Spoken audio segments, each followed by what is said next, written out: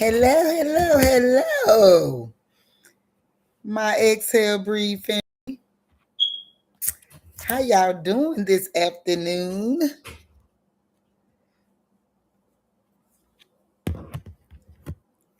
It's a little cold today. Hope everybody's staying warm and cozy. And I hope you're having a wonderful weekend. It's Martin Luther King weekend. Um, so some of us have 3-day weekends. So I hope y'all enjoy your 3-day break. Um, let's get into it. A small recap from last week. We talked about incest and abuse and how it's never okay for people with the same DNA to engage in such activities.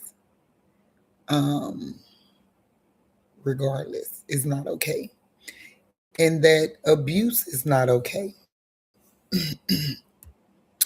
of any kind, and that it should be addressed, especially in our communities of African American Black families.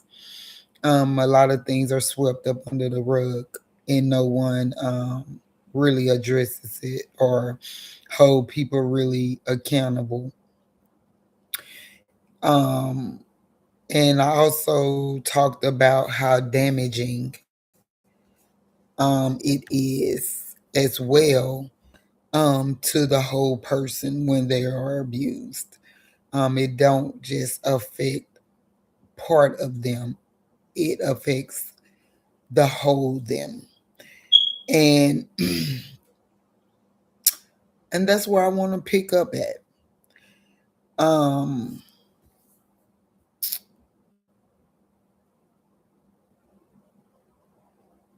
yeah. So again, abuse is never okay of any form, and I know that people feel like some abuses is better or worse than the next. Well, that's all in the beholder. That's all according to the individual, because everybody respond to abuse trauma. Said early on when I started this was, my abuse made me promiscuous. It made me mean and promiscuous. And I didn't care what nobody thought, said. I was ready to fight at a drop of a hat. I was so angry. And I didn't have an outlet. I didn't have, well, in my mind, initially, I didn't feel like or believe that I had no one to protect me or believe in me. And so, a lot of things I suffered in silence um, for years. And so, just growing up, honestly, in a lot of dysfunction, seeing it, hearing it, witnessing it, and experiencing it really shaped who I became. Um, and I would like to say this because abuse teach you how to fight, isolate, or flee. And honestly, for me, I learned how to do it all three of them. depending on the situation, depending on who's involved. I did it all. Um, and I must say that some ways it didn't I took on some characteristics, such as, accepting disrespect, um, allowing things to transpire, and just being accepting of it. And then there were other things that I'm like, mm-mm. Like I said, um, people can't come to me and tell me that they're being abused in no shape, form, or fashion. And I just act like whatever. Now, I want to hear about it. I want to know who's doing it. I want to know what you want to do about it. You know, let's find out how we can fix it. So like I said, we are all different. And the journey looks different. But as I go through this journey, it's pieces of me that I'm not pleased with. And then there are pieces of me that I am. And the ones that I'm not pleased with, a few of them I give you. Because of all the abuse that I have suffered, my fuse is short, right? Like, you can't disrespect me and think, oh, she just gonna accept it. Mm-mm. My last relationship, I really realized it then, um, and I addressed it, and I even explained to him why the reactions are the reactions, right?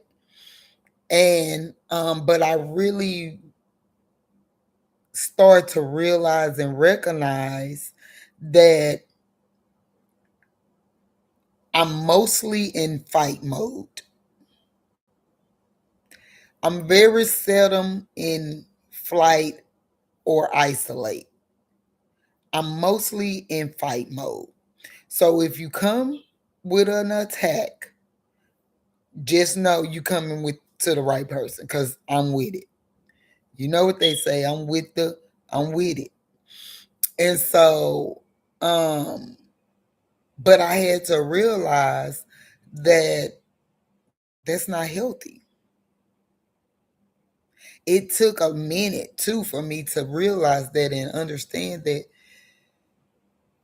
that's not healthy, especially if you're looking for, desiring, and wanting something lasting, healthy, and whole. You got to learn how to fight in a healthy way.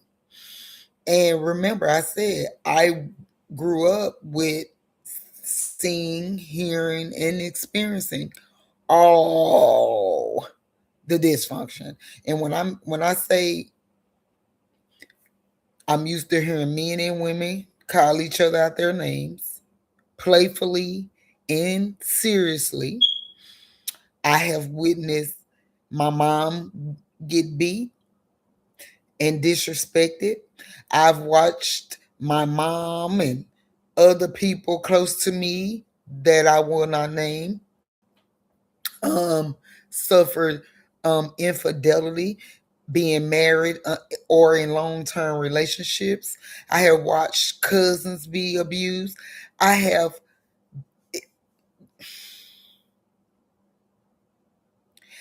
and the thing that those people can tell you, I was always on a team. Even if I couldn't do much, because I couldn't a lot of the times because I was a kid, but I would try my best. It ain't gonna be just sitting there watching it happen, and nothing is said or tried to be done about it. Um, but it was a norm. It was such a normal dysfunctional upbringing. And I had I knew that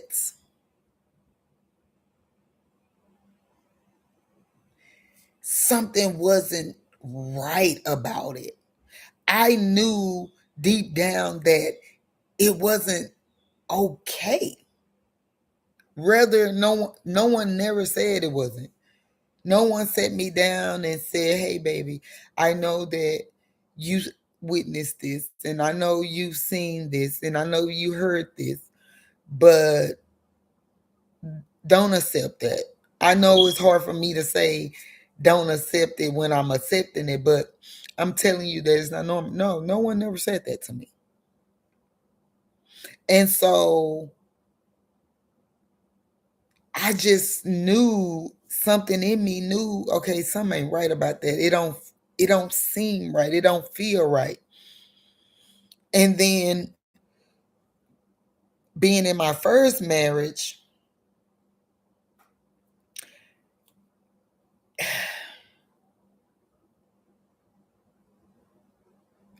it again, it was the generational curse. Generational curse. Witnessed it, seen it all, and still, even though something inside of me said something wasn't right, my reality said that is normal. I hope that makes sense for somebody. What was in me was saying that's not right, but my reality said that was normal. And it took time to get to the place where I'm like, okay, it really ain't normal. It really ain't normal. And by then, I was so engulfed in it till it was so hard to break free of it. So hard.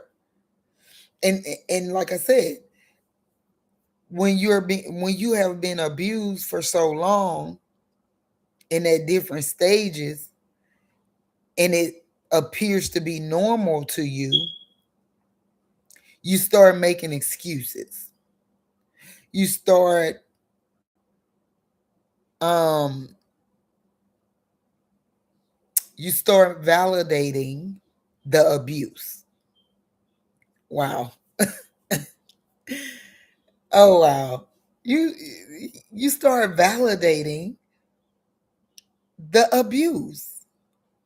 And so, you come up with all the reasons why you can't leave, all the reasons why you stay, all the reasons. And honestly, for me, they really wasn't excuses. Um, because I was so young at the beginning of it. You know what I mean? Like I was so young to I was isolated. I was it was like tug of war, you know, between my relationship and my family and all the things. So it was like, who can I run to? Where is it? How can I create an escape plan? And it was so hard. It was so hard to create a escape plan that God literally had to intervene. Literally had to intervene. And because I just didn't see a way out of that first marriage. But God sent a ram in the bush. And It was hard too, because I didn't, it took me some years to understand that. Took me some years to understand the ram in the bush. God had to send him away from me completely. And not for a couple of months, a couple of weeks, a couple of, no, for some time so that I can get away where I would not return back to it. Right? I had to be put in a isolation phase where literally the only person I could depend on and rely on for a good minute was God. I suffered. I struggled. Me and those three kids. I had three of them when they dad went to prison. And it was a challenge. All the people that was supposed to help me and be there for me, it lasted maybe a month. Maybe. Probably not even that long. And it was on me. But I had to figure it out. And in that, sitting in that, having to sit in that, I learned to teach my children different. I learned to teach them different. I learned to have conversations with them so that they will know that abuse is never okay. No kind. I was able to, God gave me such a revelation, such a uh, um,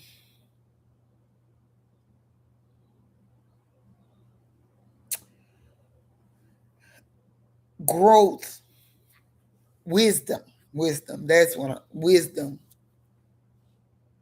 to really talk to my children and be open and honest with them. And he starts sending people. The first person he sent was their doctor. Their doctor, Dr. Williams, was amazing. They she validated what I wanted to do and how I wanted to do it and the way I should go about doing it. And it's been up from there. My kids, we talk about everything. Like, and I know some people will say, because I've heard it a lot, you shouldn't tell your kids that. You shouldn't talk to your kids about that. Your kids shouldn't know about that. Why? You don't think your children see you suffering? You don't think your children see you in pain? My kids seen it. It was written all over my face. It was written all over my spirit. Yes, I tried to hide it. Yes, I didn't want them to know the things that their father had done. I like I said before, I'm not even the one that started telling them about the abuse that their dad inflicted. But once it came to me from them, I didn't lie or hide anything. I addressed it. It didn't make them look at their dad differently. See, that's the myth in a lot of stories. Yeah, sometimes I can see it, but for my children, it didn't. They had to suffer abuse from him themselves to feel a way about him.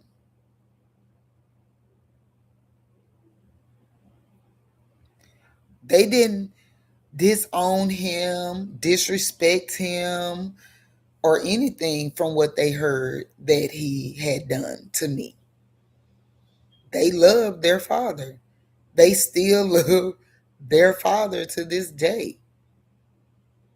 All three of them. Yes, they bump heads because two of them are a lot like him. But it didn't change their outlook of him. At least that I'm aware of. Like I said, he had to do things, something to them to make them feel away. Um, but I started having conversations and letting them know and understand that abuse of any kind is never okay and it's okay to walk away. See, that's the piece.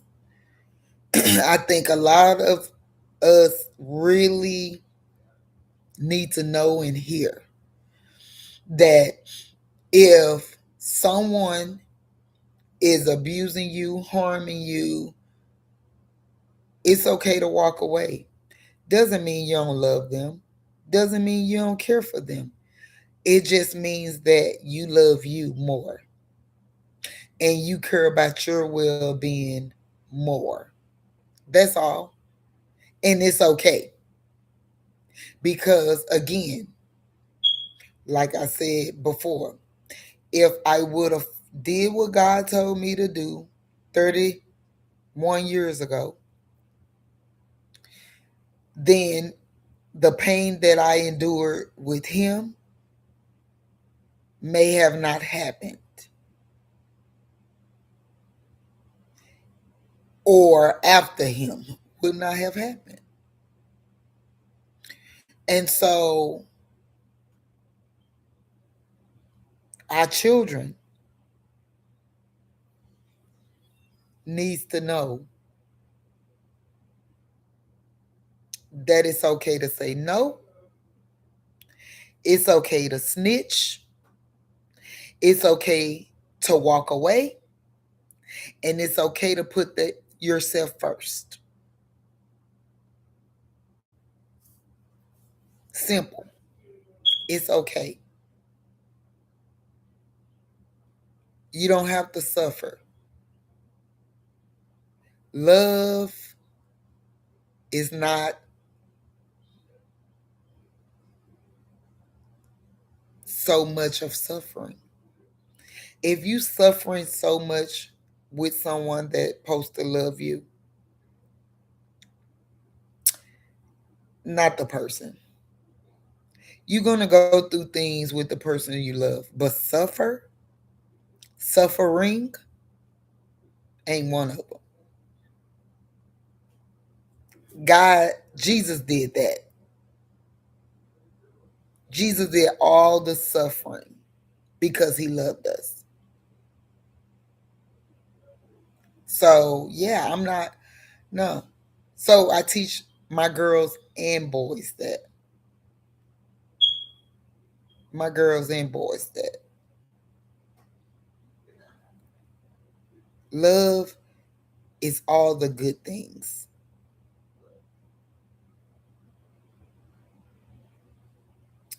Part of it is long suffering, but you got to understand what that is also. It's not abuse. It's not abuse. It's not disrespect. But the bulk of love, what it represents, is all the good things: patience, kindness, mindfulness, caring, sharing. You know, that's what I that's what I want. And I said, I want my love story. And they don't look like nobody else's. But in order for me to have my love story, I gotta heal. For real. Not in waves. Not I'm doing the work sometimes and other times I'm not. No. And even when I'm at a really good place in my healing, I'm still going to be healing because I'm human. We have triggers, we have things that may come up that may trigger a memory or a moment or event. And I got to be able to work through it without sabotaging, without being disrespectful, without making it a problem. And I'm proud of me for that because I always have wanted that, right? Desired it. And a few times thought, oh, maybe I found it. But all of my relationships was built on lies, manipulation, and abuse. And that's because that's what I attracted. They knew I just wanted to be loved and cared for, and that they brought their representative to manipulate that. They and I'm gonna tell you, people have some cold representatives. Man, look, some folk representatives are amazing. Amazing. And that's why I try to make sure that I am me in all settings because I have seen so many people representatives show up and it don't be good. The outcome don't be good. Like I told y'all before, my second ex-husband used to be like, you changed. I was like, no, I didn't. And I would have to run down the things that I was already doing. And he had to stop saying that I changed because I hadn't changed. It just became more up close and personal because now we're together and you trying me. Like I said, I was matching energies, as they say. I was giving it back to you. You couldn't handle me. I'm gonna handle you back. I know now that's not the best way to do things. And it took me some time, like I said. The things that I knew that I wanted and desired, I I brought that into it. But I think for me, once they switched, I switched. And people could say what they want to say, but it's very hard, very hard to stay loving, caring, concerned, and loyal, mindful to a disrespectful person. On and it could be just me, but it's very hard to stay that way when you are being disrespected, abused, manipulated, and all the things. Because you know you don't deserve it, and yet you're enduring it, and you want to understand why. What is his motive? What is the purpose of it? And a lot of times it's not nothing but their being who they are. Their true colors are starting to show. And you got to figure out what you have to do. And sometimes for me, I just match the energy. And just like you don't want to be disrespected, I don't want to be disrespected. Who wants to be disrespected? No one. But you cannot disrespect people. You cannot abuse people and think you're going to get that same person. It's not going to happen. I would love to stay soft and sweet and kind to my person. I would love to. But my person better make sure they ain't coming with the foolishness. But then I know that my person, whoever he is, wherever he is, when God sent him, I wouldn't have to worry about none of that because I know God is going to send him. And God don't send mess. He send the best. And I know in order for me to get the best, I got to stay on this journey of healing. Because I don't want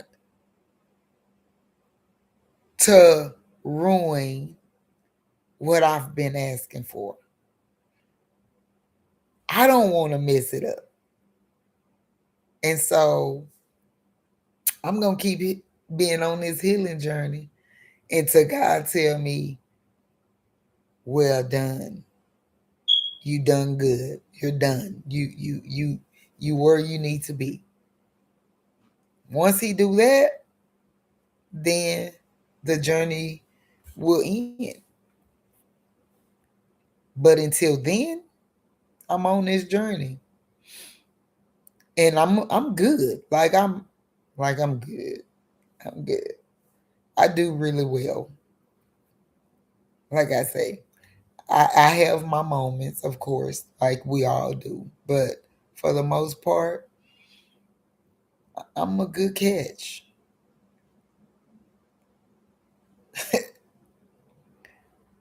I'm a really good catch. I just then been dealt a wild hand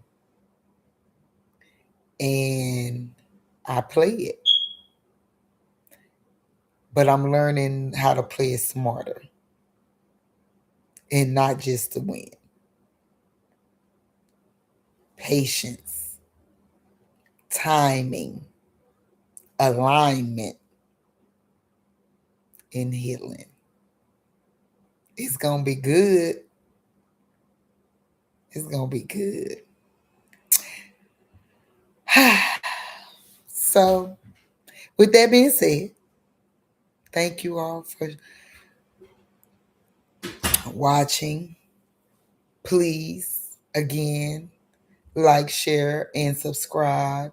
Invite people in that may need to hear this. Be kind to yourself. Stay warm because it is cold today. Um, and just know that you deserve it. You deserve your healing. You deserve to be whole. You deserve to be loved. And we're going to one day at a time. So like, share, subscribe, invite, leave questions, comments, and I will see you all back here on next Saturday. Bye for now.